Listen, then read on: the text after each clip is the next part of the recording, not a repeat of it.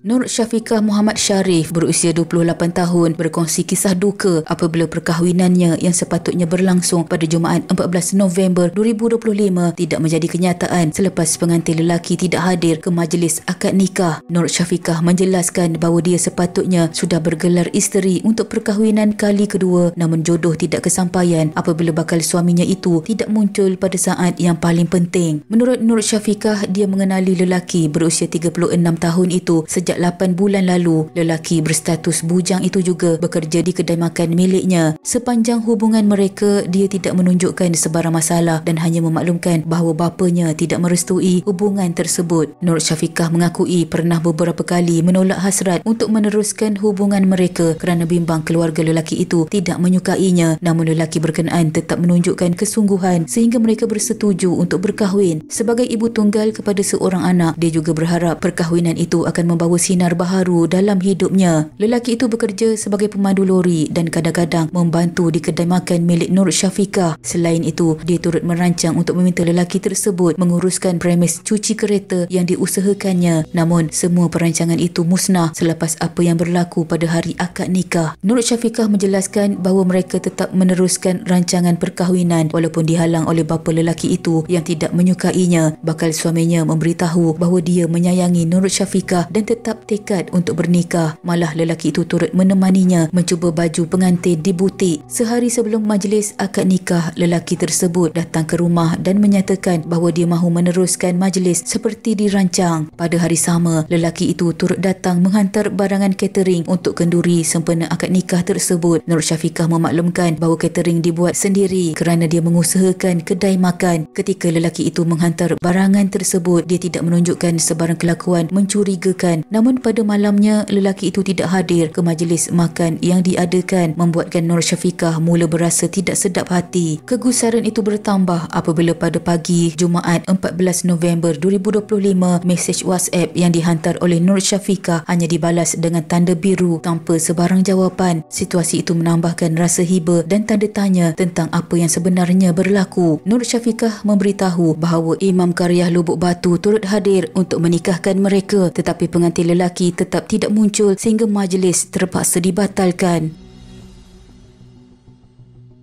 Menurut Nur Syafiqah, dia sudah siap mengenakan persalinan serba putih pada pagi majlis dan segala persiapan seperti kemah kenduri, pelamin, catering makanan serta cenderahati tetamu juga telah disediakan lebih awal. Bagaimanapun, lebih 1,000 tetamu yang hadir terdiri daripada ahli keluarga dan kenalan rapat kecewa apabila dimaklumkan bahawa pernikahan tersebut tidak dapat dilangsungkan seperti dijadualkan. Dia menjelaskan bahawa pengantin lelaki tidak datang kerana bimbang dimarahi bapanya dan enggan meneruskan majlis, namun dia sendiri tidak mengetahui punca sebenar yang menyebabkan keputusan itu dibuat. Akibat terlalu malu dengan keadaan yang berlaku, Nur Syafiqah mengasingkan diri dalam bilik sepanjang hari sebelum menukar pakaian pada sebelah petang kerana tidak sanggup berdepan para tetamu di luar. Dia menyatakan bahawa sepanjang hubungan mereka, bakal suaminya itu bersikap baik dan menyayanginya, membuatkan dia tidak pernah menjangka perkara sebegitu akan berlaku. Nur Syafiqah turut memaklumkan bahawa kad jemputan majlis yang sepatutnya berlangsung pada 13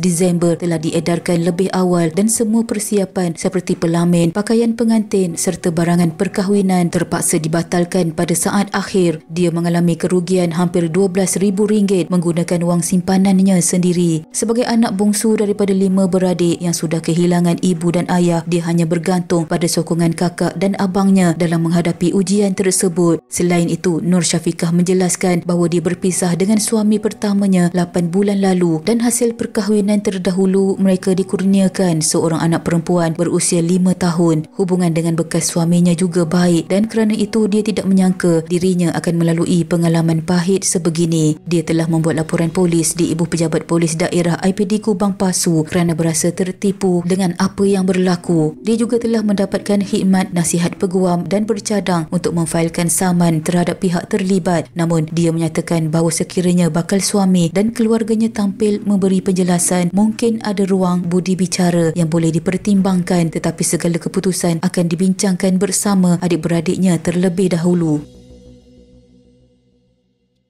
Nur Syafiqah memaklumkan dia sangat berterima kasih kepada semua pihak, terutama rakan-rakan dan ahli keluarga yang terus memberi semangat kepadanya untuk bangkit dan memulakan kehidupan baharu. Dia menyatakan bahawa semangat dan sokongan itu menjadi kekuatan untuk dirinya meneruskan hidup bersama anaknya. Dia juga reda dengan takdir, namun berharap kejadian itu membuka mata banyak pihak agar tidak mempermainkan perasaan orang lain. Nur Syafiqah turut menjelaskan bahawa dia akan tetap meneruskan perancangan majlis yang dijadualkan lebih awal, namun majlis itu kini diubah menjadi sambutan hari lahir anaknya. Dia turut memaklumkan bahawa pelamin dan kemah kenduri yang sebelum ini ditempah telah pun dipulangkan sepenuhnya. Kisah yang menimpa Nur Syafiqah menjadi bukti bahawa tidak semua janji manis berakhir di pelamin dan tidak semua hubungan yang nampak sempurna mampu bertahan di saat genting. Hari yang sepatutnya menjadi detik terindah berubah menjadi luka paling dalam. Semoga kebenaran terungkai dan keadilan ditegakkan